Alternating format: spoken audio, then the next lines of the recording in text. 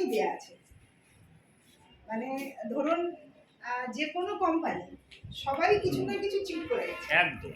আমরা সেই জায়গাটা করবো না। কারণ যে যে যতগুলো প্যানেল আমরা রেডি করেছি বা যে যে জিনিসগুলো আমরা ইনক্লুড করেছি কোম্পানির মধ্যে, সবগুলোর মধ্যেই দেখবেন প্রতিশ্রুতি আছে, কোনোটাতেই কিন্তু প্রতিশ্রুতি ভাঙার মতো কোনো কিছু নেই। ম্যাডাম, বিষয়টা হচ্ছে আমি অ্যাকচুয়ালি স্কুল টিচার, হ্যাঁ, এবং ইলেকশন ডিপার্টমেন্টের একটা ডিপার্টমেন্টে আছি, ডেজিগনেটেড অফিসার। আমি এই দুটো কাজ বাদে এটা আমি পেশা হিসাবে দেখেছি, আর MI-99টাকে নেশা হিসাবে দেখেছি। এই নেশাটা এমন একটা জায়গা, এই নেশা কিন্তু আমাকে হট করে কেউ ছোটাতে পারবে না, আর এই নেশাটা যেন আমার সবসময় থাকে, এটাই আমি চাই। এর মধ্যেই আপনাকে একটা কথা বলি, মানে ধরুন কথাবার্তা আমার সঙ্গে হয়তো সূর্যবাবু খুব একটা বেশি হয় না, সেটা আমাদের আসিফ স্যারের সঙ্গেই বেশি হয়। কিন্তু তবুও আমি আপনাদের সবাইকে বলছি, আমি জানি আপনারা সবাই সবার জায়গা থেকে পারদর্শী, কিন্তু সূর্যবাবুকে দেখে আপনারা কিছু একটু শিখবেন। সূর্যবাবু মারাত্মক জেদি মানুষ, যেটা আমার মনে হয়েছে।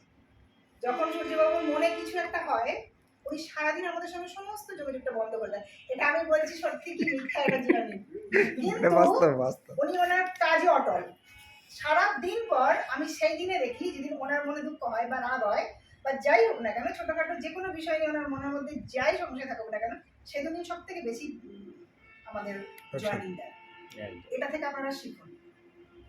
এবং যতজন মানুষ আছেন, আমার সূর্যবাবুর এই জিনিসটা প্রচন্ড পরিমাণে ভালো লাগে, এবং ওটা থেকে আমি কিছুটা শিখেছি।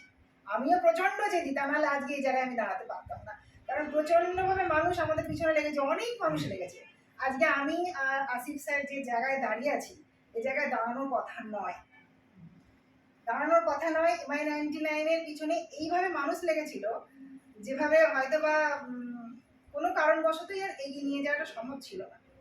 কিন্তু ওনার প্রেসেন্স আর আমার জেদ, এই দুটো মিলিয়ে MI-99 আজকে এই জায়গায় দাঁড়িয়ে আছে।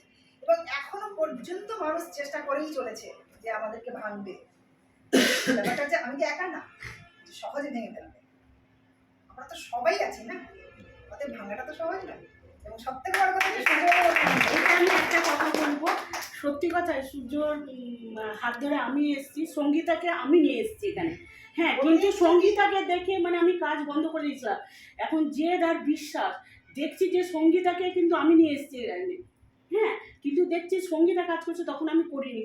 দেখছি যে সঙ্গীতা যখনই দেখছি যে না, ও তো ইনকাম করছে না, তো এটা তো ভালো সিস্টেম, তখন আমার না মানে মনে হলো না, এটাকে আগে বিশ্বাস করতে হবে, ভালোবাসতে হবে, তবে আমি এই কাজে যুক্ত হবে। এইটা বিশ্বাসও এনেছি, আমি কাজও করতে লেগেছি। আমার থেকে এই জুনিয়র আদিত্য মণ্ডল ও 1,21,000 টাকা আমি করেছে আমার। ধন্যবাদ। পরে আমরা সাইরাদির কাছে যাবো। আমরা অবশ্যই বিষয়গুলো নিয়ে খুব ভালো লাগছে যে আজকে সত্যি কথা বলতে প্রত্যেকে